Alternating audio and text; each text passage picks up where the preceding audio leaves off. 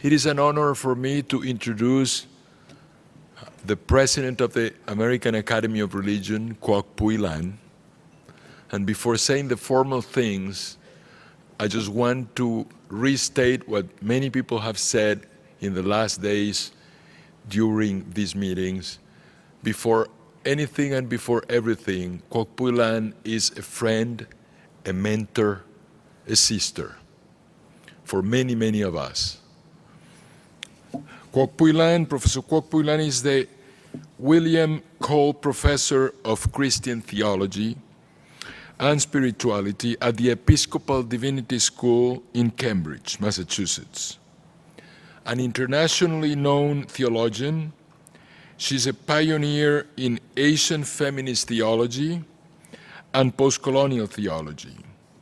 She's the author of or editor of 16 books, both in Chinese and English. Her publications include Postcolonial Imagination and Feminist Theology, Introducing Asian Feminist Theology, and Discovering the Bible in the Non-Biblical World. She's also the co-editor of Empire and the Christian Tradition, New Readings of Classical Theologians, and Off the Menu, Asian and Asian North American Women's Religion. Professor Kwok is also the editor of a major reference work, Women and Christianity, in 4 volumes, and the award-winning Hope Abundant, Third World and Indigenous Women's Theology. She received the 2009 Excellence in Teaching Award from the American Academy of Religion, is a co-founder of the Pacific Asian and North American Asian Women in Theology and Ministry. She has lectured extensively through the United States and Asia, as well as in Europe and Oceania. Professor Kwok earned her undergraduate degree from Chinese University of Hong Kong and a doctorate from Harvard University. She received honorary doctorates from Kampen Theological University in the Netherlands and Uppsala University in Sweden. The title of this lecture, as you can see, there is Empire and the Study of Religion. Please join me in welcoming Professor Kwok Pui Lan.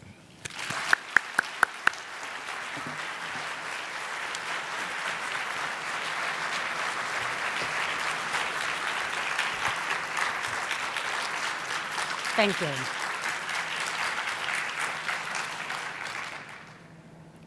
I went to visit Occupy Boston in mid-October. Some 50 tents in red, green, and blue filled Dewey Square in the financial district in Boston.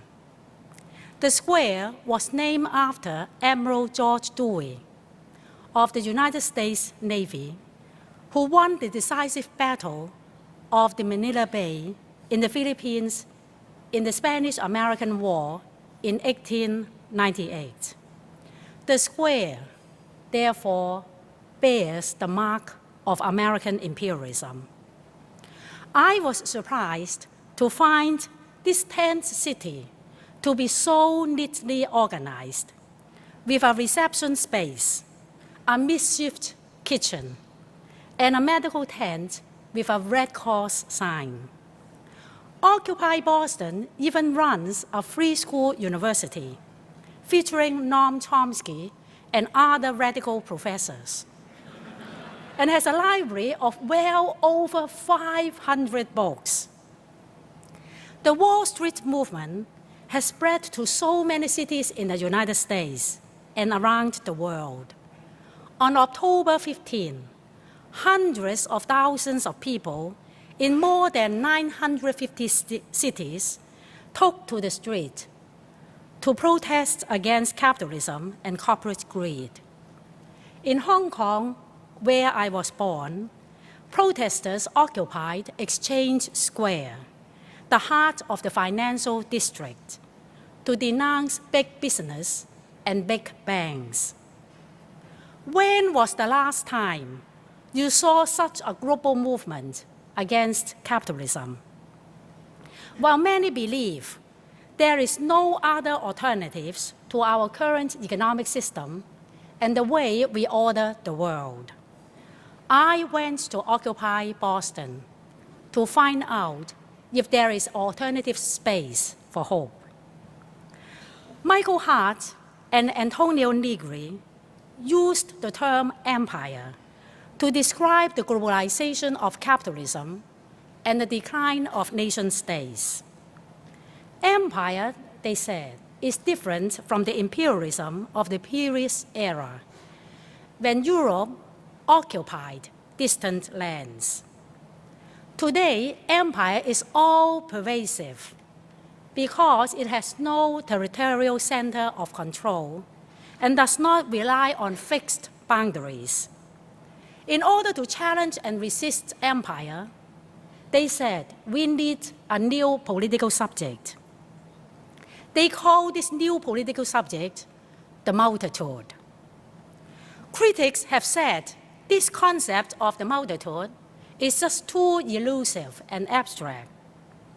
Lo and behold, we have seen the multitude spring into action since October 15th. I have chosen to speak about empire and the study of religion long before the Occupy movement began. I thought it would be a great time to reflect together on the subject for several reasons. Many scholars in the academy have raised very significant questions about the fundamental concepts in the field, such as religion, myth, ritual, and the sacred. Inspired by the work of the late Edward Said, some of us have used post-colonial theory to scrutinize the ways that Islam, Hindu, Buddhist, Christian, and Native American traditions have been studied. A new generation of adventurous and courageous scholars have broken new ground in investigating the intersections among race, gender, sexuality, culture, religion, and colonialism. The origin and the development of our field have been shaped by imperialism in the past and empire in the present. Some scholars in the field have supported the status quo, served imperial interest, and shown inertia and resistance to change. The study of religion has been sidelined or marginalized in the humanities and in American higher education. Seminaries and divinity schools have seen dwindling financial support. Our field risks becoming irrelevant in this global demand for change. So why has our field taken the shape it has taken? For those of us who have labored in the field for so long, why does the study of religion matter? How might the field be energized in what Fareed Zakaria, an editor of Time magazine, has called a post-American world? Tonight, I want to examine the cultural imaginary of empire and how it has shaped the development of the field. In Culture and Imperialism, Edward Said shows the intricate links between empire building and the cultural imaginary.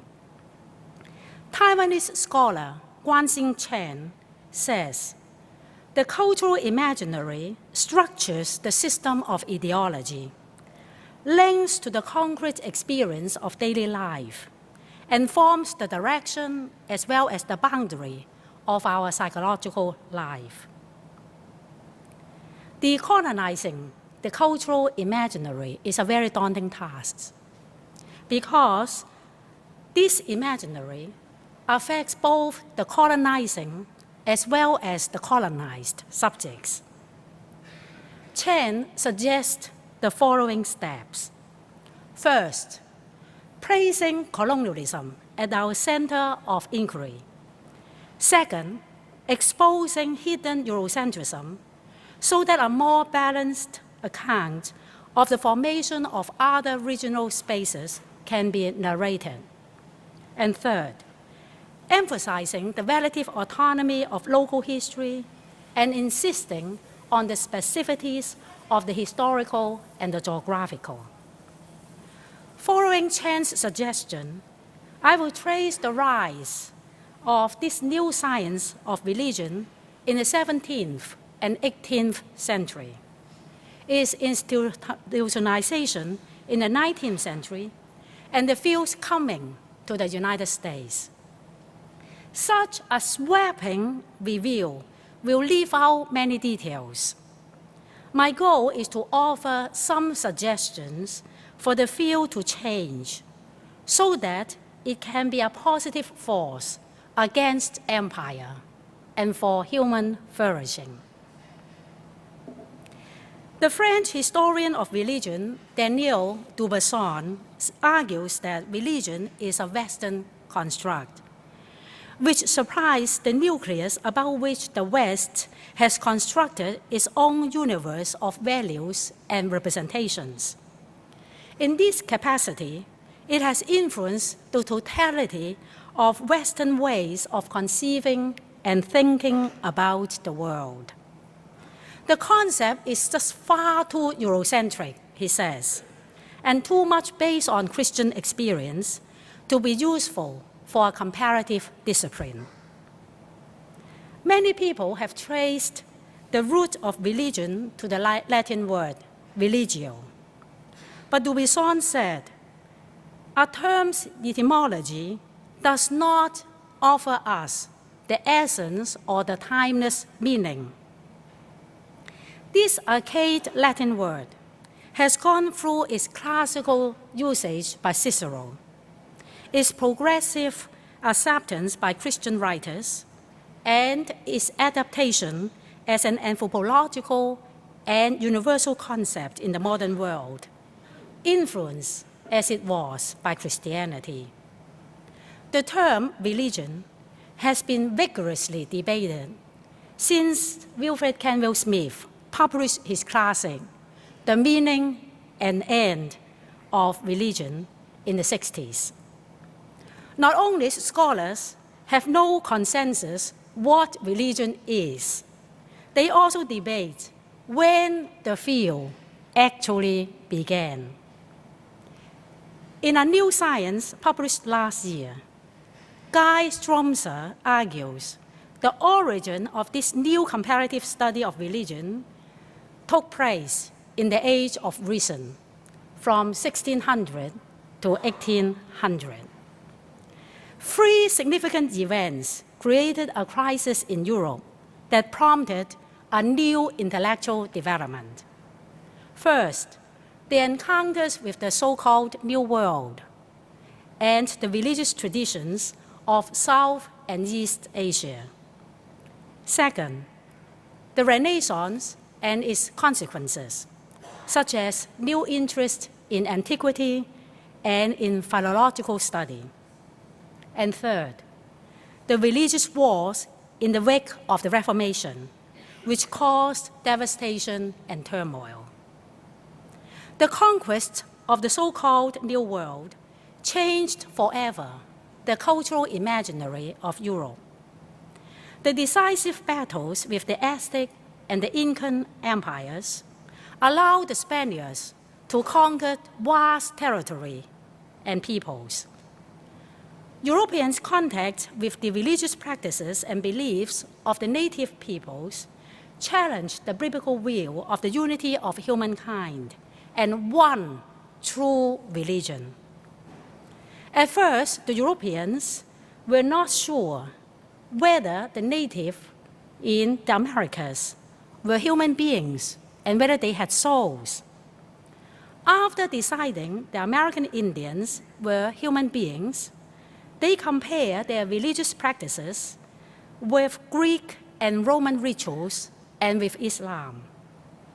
Using all concepts available to them, they considered these Indian rituals idolatrous, as serving the devils.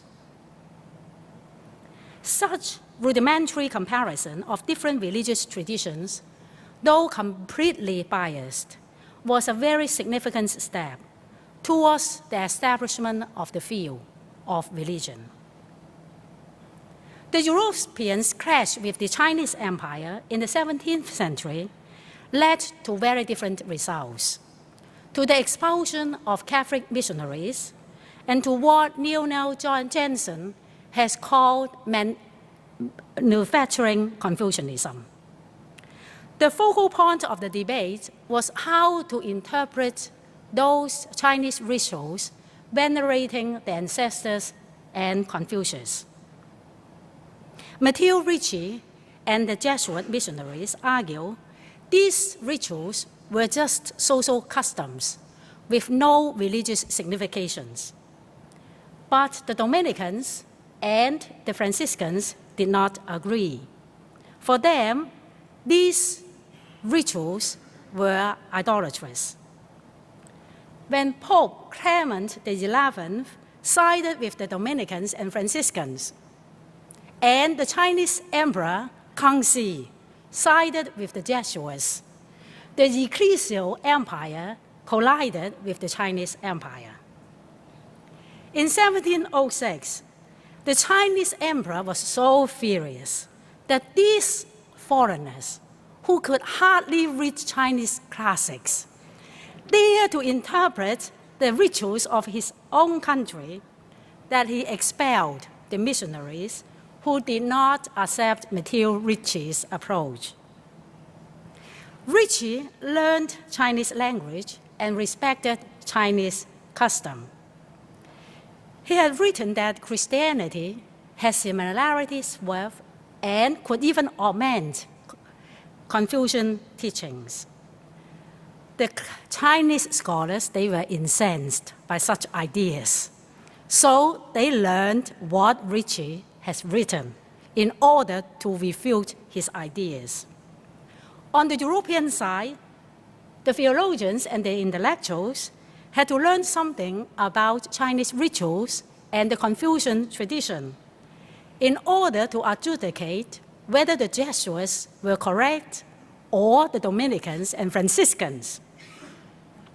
The rice controversy, as this debate was called, reached its high point when the case was brought before the theology faculty of Sorbonne, who ruled against the Jesuits.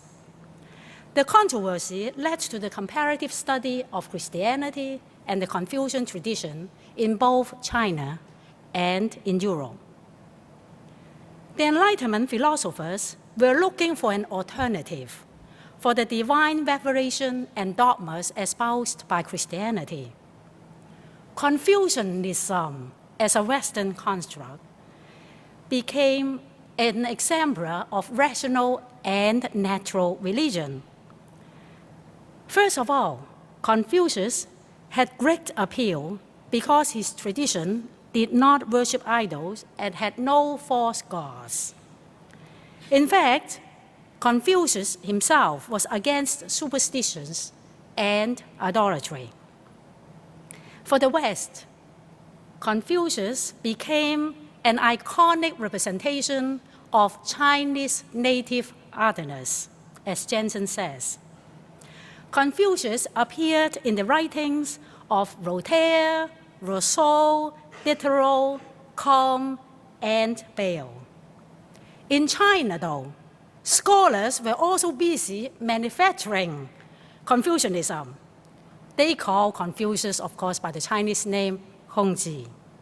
And then, so Kongzi became the symbol for the essence of Chinese culture.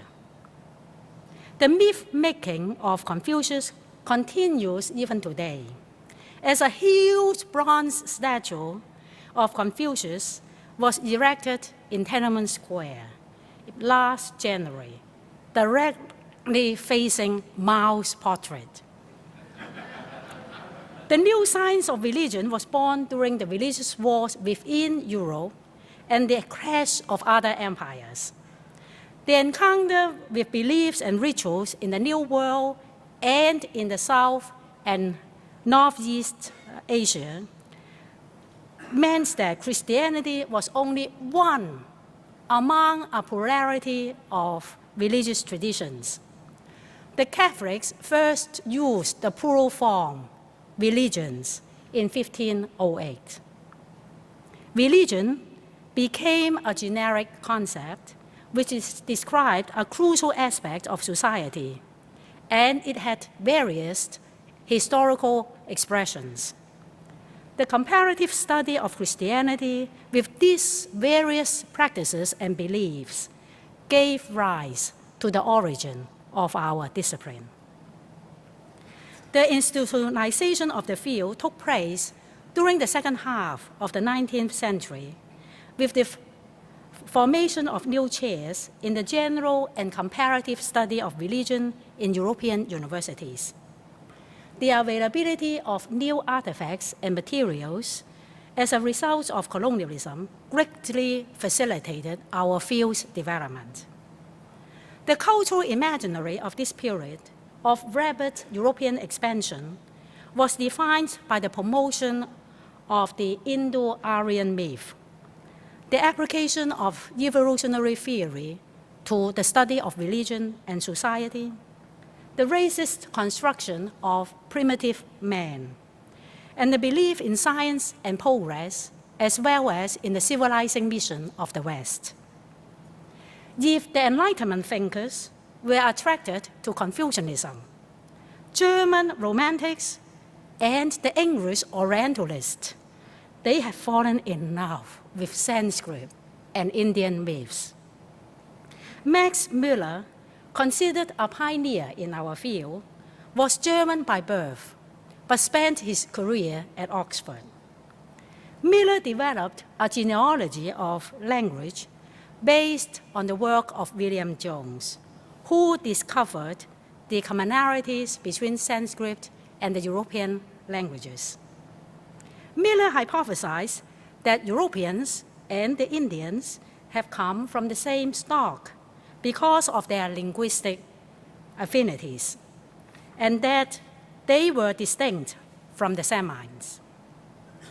As an enlightened Christian, Müller had hoped that such affinity might lead to better treatment of the Indians under the British. But unfortunately, such essentialized dichotomy between Indo-Europeans and the Semites contributed to a racist construction of the world, especially during the rise of German nationalism. Anti-Semitism, racist ideology, and the belief in progress found their ways into the study of ancient Jewish history and the New Testament. The French philologist Ernest Renan, a friend of Müller, introduced Orientalism to the study of the New Testament. In his bestseller, The Life of Jesus, published in 1863, he argued that Jesus had infused a new spirit into Judaism and into the Mosaic law. Christianity became an Aryan religion by getting rid of the vestiges of Judaism.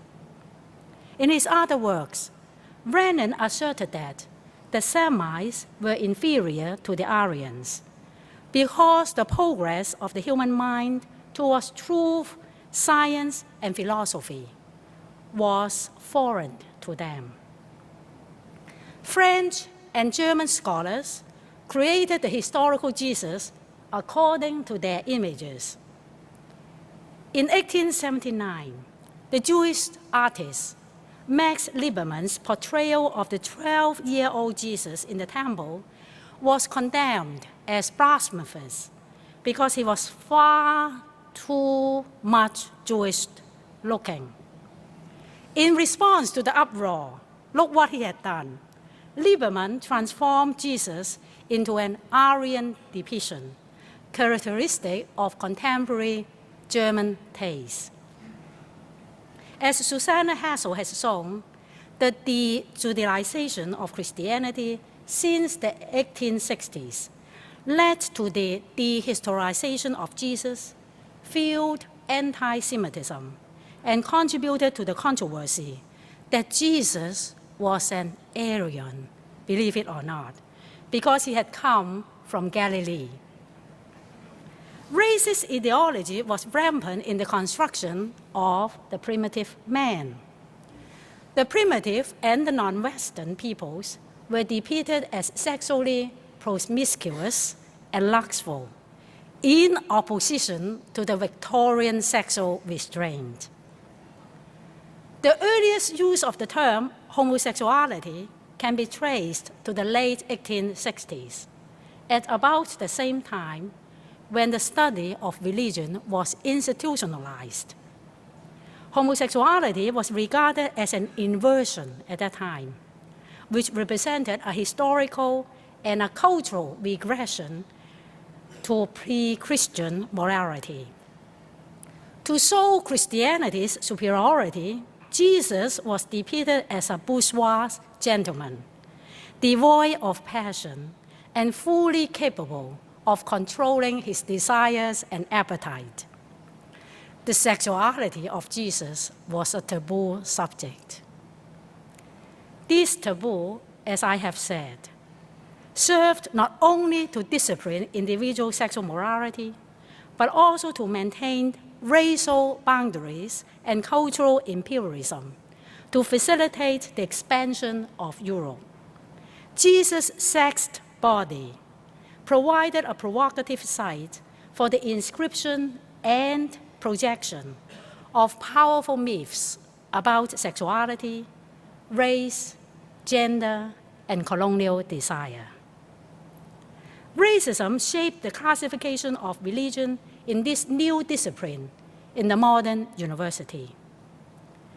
Racial discrimination and slavery were justified by appealing to the so-called scientific theories of the different sizes of the skulls of Caucasians, the Mongols, and the Africans. South African scholar David Chidester notes that the Europeans initially did not recognize the Africans as having religion. It was only after colonial supremacy was established that the Africans were credited as having religion, but their religion was classified as primitive. There was a division of labor in the university, with the anthropology department studying the primitive religions, while religious studies studied world religions. The study of religion in the US, colleges and universities began in the early 20th century, shortly after the Spanish-American War. Since then, the fortune of our discipline has been much tied to American wars and foreign interests. The cultural imaginary of American imperialism has been defined by beliefs in American exceptionalism, white supremacy, the defeat of communism, and increasingly hegemony through military power. Richard McCutcheon notes that the kind of social and political changes that took place in the US in the early 20th century could find certain parallels in the changes of Europe 400 years ago. In the 1500s, the transition of feudalism into the early stage of modern state required small social groupings to join to form larger entities. In the early 20th century, the United States came out from its policy of isolationism to begin to exert a nascent worldwide influence. In both cases, different groups competed for control over the rhetoric of religion and the public authority that came with such control. He believed that there is a link between emergent empire and the rhetoric of religion. In Europe, the reformers attacked Catholicism and struggled to form their national churches. In the US, the challenge of science and Darwinism, biblical criticism, and the belief in freedom and progress attacked the fortress of Christian orthodoxy. The spirit of liberal Protestantism allows spaces for non-sectarian inquiry and the introduction of comparative study of religion. The teaching of the Bible and religion was to inculcate values and moralities in the sons and daughters of the middle class and offer a sense of unity in an increasingly fragmented university curriculum. The National Association of Biblical Instructors in American colleges and secondary schools, the forerunner of the AAR, was formed in 1909. The comparative study of religion declined in the 30s because of the rise of neo-orthodoxy, the Depression, and the World Wars. It was reborn after the US Supreme Court decided in 1963 that public schools could teach religion. During the Vietnam War, the US government saw the study of non-Western culture as a national defense strategy. Different areas of strategic interest to the US were carved out as area studies was born. Lehman Lichters, who was in charge of the National Defense Educational Act, Language and Area Studies program at one time, said the study of religion could help those area studies programs understand, I quote, the spiritual engines of civilizations and societies. He said the establishment of departments of religion was a positive step. So, in addition to the world religions model, we had a new model, the area studies model. And we can speak of the religion of China and Japan, the religion of South Asia, the religion of the Middle East, and the religion of the Americas. These are areas of special interest to the US in the 20th century. With the availability of funds, students of religion could go to their fields to study foreign language and cultures and not be satisfied with textual studies. The use of anthropology and social scientific methods became one of the major directions of the study of religion in North America, in addition to the phenomenological approach to religion. Culture became a buzzword, not only in religion, but also in other disciplines. As former colonies regained their independence after the Second World War, new ways to imagine the West and the rest became necessary. Atiyan Baliba has argued that the 19th century associations of race with nature and biology and a concept of racism based on uncrossable boundaries of bloodlines was no longer satisfactory. The former notion of biological difference has been displaced onto the cultural realm. The difference of culture and identity is used to justify modern racism. It was no coincidence that Clifford Geertz would publish his tremendously influential essay, Religion as a Cultural System, in 1966. Religion was defined by him as a system of symbols that generates powerful moods and motivations by formulating conceptions of a general order of existence and clothing these conceptions with an aura of faticity. I was very impressed by Geertz when I first read the essay as a graduate student in theology. Only later did I find that Talat Assad has written another article to argue against Clifford Geertz's definition. He said, the definition offered by Geers was too much dependent on a modern, privatized Christianity. He gave priority to belief and cognitive aspects of religion while overlooking how our social life shapes and gives meaning to the religious symbolic system. The 1980s saw the introduction of cultural anthropology to the study of the New Testament and early Christianity. Bruce Manina and other scholars reminded us, sorry, Jesus was not born in San Francisco, and that the Mediterranean culture was different from American culture.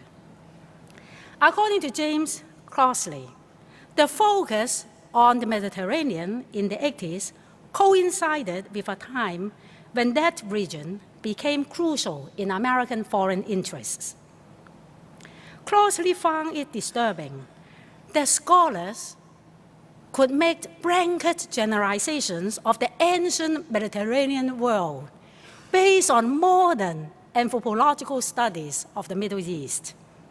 Scholars told us the Mediterranean culture was characterized by honor and shame, patronage and clientele, and a dietic personality. As such, it was very different from our own North American culture. Crossley notes that this us versus them rhetoric cohere with the Anglo-American foreign policy interest in the Middle East. The social scientific study of the New Testament prompts scholars to ask a new set of questions. What did Jesus eat?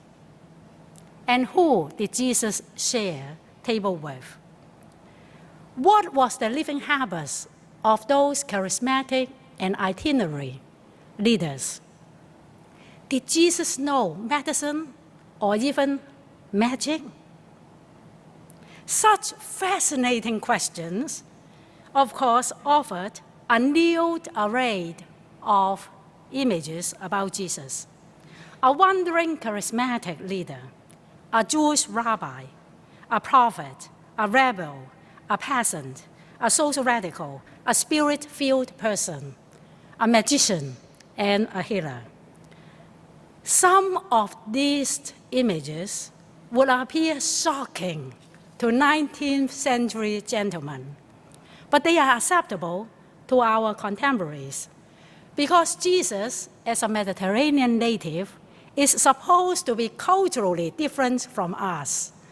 Jesus has gone native. The Middle East was a focal point in the rhetoric of the war on terrorism and axis of evil soon after September 11. Colleges and universities rushed to hire someone who can teach Islam. Books on Islam flooded the bookstores. The media looked for the talking heads who could answer President George Bush's famous question, why do they hate us? Some scholars, notably Bernard Lewis, seized the moment to dissect the so-called crisis of Islam and what went wrong in the Middle East. Other colleagues, including many of our AR members, argued the action of a very small group of Muslim extremists should not be taken to represent the whole of Islam. It seems to me, whenever the United States went to war in the last 50 years, the stock of our discipline went up. Religion is said to enjoy a resurgence in the public square, and some even speak of a theological turn, believe it or not, a theological turn in political discourse. What will the future look like? Daniel Dubuisson says the study of religion in the 19th century was both captive and witness of its time. I wonder 100 years from now, when the AAR celebrates the second centenary, what will future historians describe as our greatest achievement? Will the cultural imaginary of empire continue to shape our field? Is there really no way to escape the tendrils of empire? I believe our field can change, and let me tell you why. First, different groups of scholars have already called for radical changes, paradigm shifts in the study of religion. Racial and ethnic minority scholars have revealed how racism has shaped our modern world and the way we study other people's cultures and histories. Our field has to begin to discuss how our research and teaching needs to adjust to prepare for 2040, when the racial minorities in the United States will become the majority. Postcolonial theory has also made an impact in our field, raising fundamental questions about power and knowledge, the politics of representation, and the description of the West and the rest. In Christianity, the tradition that I study, biblical scholars has even started as a field called Empire Studies and the New Testament, focusing on the impact of the Roman Empire on the biblical world. Several books on postcolonial theologies have also been published. I dream of books on postcolonial Augustine, postcolonial Aquinas, postcolonial Schleiermacher, or other foundational figures in my discipline. But as Gertrude Spivak has cautioned us, postcolonial theory in the past has been too much based on the South Asian model. The challenge before us will be broaden our analysis of the postcolonial condition and to bring our insight to focus on the current empire as it manifests today. Queer studies in religion has also contributed to raising our consciousness about the intersection between colonialism and heteronormativity. Colonial discourse are replayed with language of sexual repulsion as well as sexual desire. In subverting gender and sexual binaries, queer studies brings to the surface hidden assumptions about our field. For example, the construction of the honor and shame system of the Mediterranean world is clearly based on very rigid gender binary, hyper-masculinity, and a very heavy dose of male homophobia. Queer studies in our discipline is still in its nascent stage, and it has much room to develop. Second, we live in an interconnected world and work in academic settings which value cross-cultural and transnational collaboration. Many American universities already established centers and branches in other parts of the world, and colleges and divinity schools have set up various international partnerships. The field of religion will have to move beyond its European and American dominance to become global in nature, asking questions about new conceptualization of religion and about religion's role in global culture and our common social and economic life. I encourage those of us who live and teach in Europe and in the North American context to get out of our comfort zones, to know what our colleagues in other worlds are doing. Our colleagues from Japan to Argentina will not be considered adequately equipped if they have never heard of Marx, Freud, or Durkheim.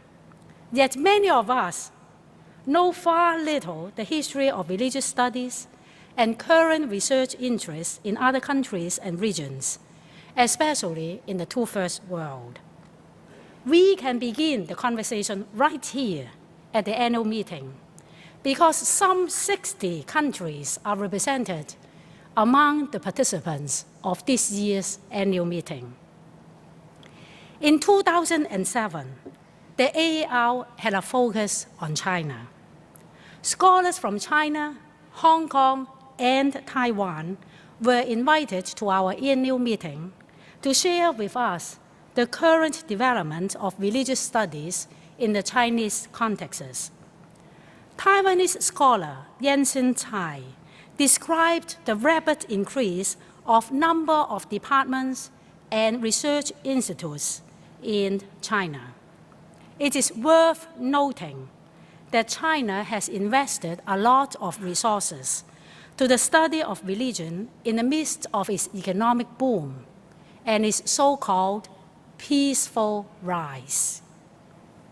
The Marxist theory of religion no longer dominates the study of religion in China. Since the liberalization process began in the late 70s, many other Western theories of religions have been introduced to China. According to Zhou Xinping, director of the Institute of World Religions at the Chinese Academy of Social Sciences, Chinese scholars now have a much more comprehensive view about religion. The majority of them recognize the positive social function of religion in socialist China, such as identity formation, psychic accommodation, and the socialization of individuals. As China occupies such an important place in world economy and politics today, it will be fruitful to have cross-cultural dialogue on religion in Sino-American Empire, religion in the civil society, and ethnic minority and religious rights with our Chinese colleagues. Finally, the economy and the job markets will push us to reimagine our field and the AAR. I was very struck by the title of Donald Lopez's book, Curators of the Buddha. How do we characterize what we are doing? Are we the curators of the Buddha, Jesus, Mohammed, Aphrodite, Kali, or whatever that religious figure that you happen to study? Curating implies collecting, studying, classifying, and displaying. These are meticulous and worthy tasks. But the world, unfortunately, does not need many curators. Many of our graduates cannot find jobs. What our world desperately needs are not curators, but communicators. People who have a deep knowledge of the field, but can speak to the lawyers, the doctors, the social policy makers, and ordinary people on the street about why religion matters. In the name of God and religion, racism, bigotry, violence, and colonialism has been done. But religion has also inspired people to fight for justice, search for the common good, save the environment, and to speak out for the 99%. Our graduates should be equipped not only to teach religion and theology, but also to seek careers in government, business, journalism, and nonprofit organizations. To train people that the society has a demand for means that collectively we need to reimagine, rethink, and recreate our discipline and the certification process. If we look at how our annual meeting is structured, we will see that we are basically following the world religions model and the area studies model. Added to this mix is a variety of identity groups according to race, gender, and sexuality. It is important to stand back and to ask ourselves whether the old classification systems and identity politics has run their course. Before we separated from the Society of Biblical Literature in 2003 to have our own independent meeting, the AAL has 79 program units. Since there was more convention space, we have allowed many more new units to be formed. This year, the number has reached 142. This means we have a pent-up desire to form new communities of discourses and not be bound by the old program units. I hope our concurrent meeting will not lead to the limiting of the number of new groups, but will provide the impetus for all of us to rethink our classification system. We spent far too much money to attend the annual meeting. How should we organize wisely so that the meeting will be the money will be well spent? Shall we listen to paper after paper after paper and have very little time for genuine conversation and exchange? The program committee has encouraged new formats of presentation with very little success. I encourage program units chair, steering committees, and all of you to think of new ways of improving. I want to close with the words of Homi Bhabha, director of the Humanities Center at Harvard. He said, "There was always a sense of crisis in the humanities. But where there are large-scale transformation within society, the humanities has a major guiding role to play in the diverse conversations of humankind. They raise very important questions about the place of culture, the place of art, the place of ethics, the place of morality, the place of subjectivity, the place of the whole world of imagination and of the emotions in private and public life." I invite you to imagine that scholars in religion taking a central role in those animated conversations. So go back to your institutions and share with others why religion matters and how you have been changed by the study of religion. But most important of all, share your dreams of how the field in the future might look like. Let the conversation begin. Thank you very much. Thank you. Thank you very much.